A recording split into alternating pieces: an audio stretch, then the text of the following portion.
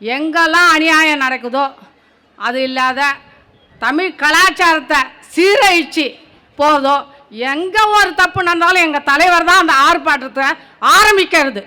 வெற்றியே அதில் தான் அடையும். ஒன்றும் இல்லை, அந்த விஜய் டிவியில் ஒரு குடும்பத்தோடு பார்க்க முடியல. ஒரு அப்பா அம்மா தங்கச்சி சகோதரர் பார்க்க முடியுதா? பார்க்க முடியல. அது எங்களுக்கே வேணான்னும் போது எதுக்கு இங்கே ஏத்தாப்புல வச்சுன்னு இருக்கானுங்க? படப்பிடிப்பு எதுக்கு இங்கே வச்சுருக்கானுங்க? ஒன்றே ஒன்று சொல்லியிருக்கேன், எங்கள் சட்டமன்றத்தில் எங்கள் தலைவர் கவன ஈர்ப்பு தீர்மானம் கொடுத்துருக்கார். யாரும் செவி சாய்க்கல.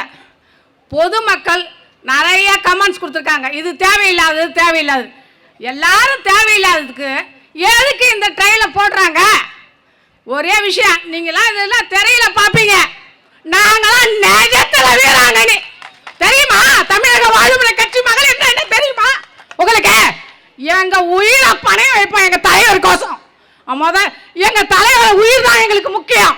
குடும்பம் அப்புறம் தெரிஞ்சுங்க. சும்மா இது ட்ரெயிலர் சும்மா கூட்டம் வந்திருக்கு, சும்மா பார்க்குறீங்க, அவ்வளோதான், சும்மா சொல்லியிருக்கோம். அதுக்கு அடுத்தது போலீஸ்லாம் நாங்கள் எத்தனையோ கேஸை பார்த்துட்டோம், குண்டாசை பார்த்துட்டோம். சரிதா?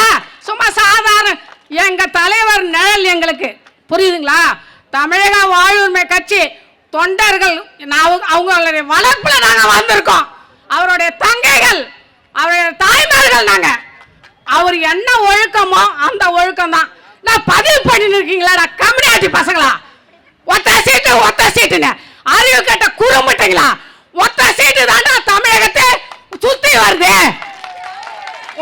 ஒன்னு சொல்லிக்கிறேன், இன்னைக்கு காலையில கேட்கலாம், ஒழுக்கம் கேட்ட பசங்களா?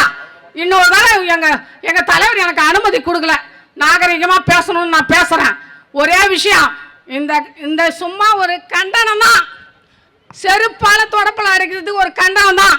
அடுத்தது இந்த பிக் பாக்ஸ் விஜய் டிவிலாம் இருக்குன்னு நினச்சிக்காதீங்க. ஸோ நாங்களாம் இந்த போலீஸ்லாம் சும்மா எங்களுக்கு நாங்களாம் குண்டு போட கூட தற்கால குண்டா மாறிடுவோம். நாங்கள் தற்கால குண்டா மாறிடுவோம்.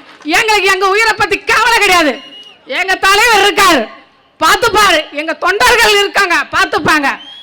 மீண்டும் மீண்டும் எச்சரிக்கிறோம், இந்த கவன ஈர்ப்பு தீர்மானத்துக்கு தமிழக அரசு செவிசாட்சி நிறுத்தலை என்றால் கூடிய விரைவில் மகளிர் அனைவரும் சேர்ந்து தமிழ்நாட்டில் கட்சி, நம்ம தமிழக வாழ்மை கட்சி இல்லாத அனைத்து சமுதாயத்தில் இருக்கவங்க எல்லாருமே நாங்கள் வரோம் எல்லாரையும் கூட்டு முட்டுகை கிட்டுகை எல்லாம் நேரம் அடிச்சு ஒரு டிவியை ஒழிச்சுவோம். பேச அனுமதி கொடுத்ததுக்கு நன்றி, வணக்கம். நன்றி.